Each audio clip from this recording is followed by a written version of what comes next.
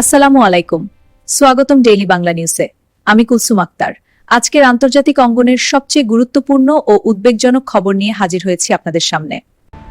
পাকিস্তানের মধ্যস্থতায় ইসলামাবাদে ২১ ঘন্টার দীর্ঘ বৈঠক, তবুও সমঝোতা নয়। ইরান যুক্তরাষ্ট্র সম্পর্ক আবারও উত্তপ্ত। বিশ্বজুড়ে আবারও নতুন যুদ্ধের আশঙ্কা। পাকিস্তানের রাজধানী ইসলামাবাদে অনুষ্ঠিত হল বহুল আলোচিত ইরান ও যুক্তরাষ্ট্রের উচ্চ পর্যায়ের বৈঠক। প্রায় ২১ ঘন্টা ধরে চলা এই বৈঠকে দুই পক্ষের প্রতিনিধিরা অংশ নিলেও শেষ পর্যন্ত কোনো সমঝোতায় পৌঁছাতে পারেনি তারা। পাকিস্তানের মধ্যস্থতায় ইসলামাবাদে ২১ ঘন্টার দীর্ঘ বৈঠক। এই বৈঠককে ঘিরে আন্তর্জাতিক মহলে তৈরি হয়েছিল ব্যাপক আশা। ধারণা করা হচ্ছিল দীর্ঘদিনের উত্তেজনা শেষে হয়তো শান্তির নতুন দ্বার খুলবে, কিন্তু বাস্তবতা বলছে পরিস্থিতি এখন আরো জটিল। বিশ্লেষকদের মতে এই বৈঠকের ব্যর্থতার মূল কারণ দুই দেশের মধ্যে গভীর অবিশ্বাস এবং কৌশলগত মতবিরোধ। এই মতবিরোধগুলো দীর্ঘমেয়াদী সমাধানে বাধা সৃষ্টি করছে। যুক্তরাষ্ট্র চেয়েছিল ইরানের সামরিক ও পারমাণবিক কার্যক্রমে নিয়ন্ত্রণ। অন্যদিকে ইরান স্পষ্ট জানিয়ে দিয়েছে তাদের সার্বভৌমত্ব ও নিরাপত্তার বিষয়ে কোনো আপোষ নয়।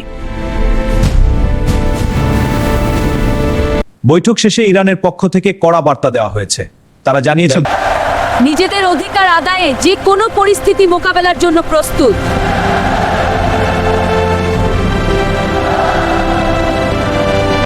ইরানের বিপ্লবী গার্ড বাহিনী আইআরজিসি এমন ইঙ্গিত দিয়েছে যে যদি প্রয়োজন হয় তারা সামরিক পদক্ষেপ নিতেও পিছপা হবে না।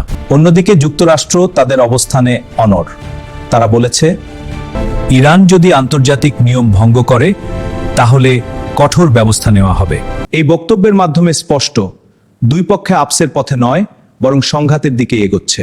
এই ঘটনার পর বিশ্বজুড়ে নতুন করে উদ্বেগ তৈরি হয়েছে। মধ্যপ্রাচ্যে আবারও বড় যুদ্ধ সম্ভাবনা।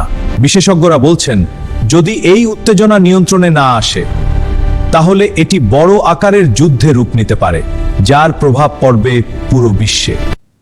এই আলোচনায় মধ্যস্থতাকারী হিসেবে ছিল পাকিস্তান। তারা চেষ্টা করেছিল দুই পক্ষকে একত্রে বসিয়ে সমাধান বের করতে, তবে শেষ পর্যন্ত সেই চেষ্টা সফল হয়নি। তবুও পাকিস্তান জানিয়েছে তারা ভবিষ্যতেও শান্তি প্রতিষ্ঠায় কাজ করে যাবে। সবকিছু মিলিয়ে বলা যায় ইরান ও যুক্তরাষ্ট্রের মধ্যে শান্তির সম্ভাবনা আপাতত কম, বরং পরিস্থিতি ক্রমশ উত্তপ্ত হয়ে উঠছে। বিশ্ব এখন তাকিয়ে আছে এই উত্তেজনা কোথায় গিয়ে থামে।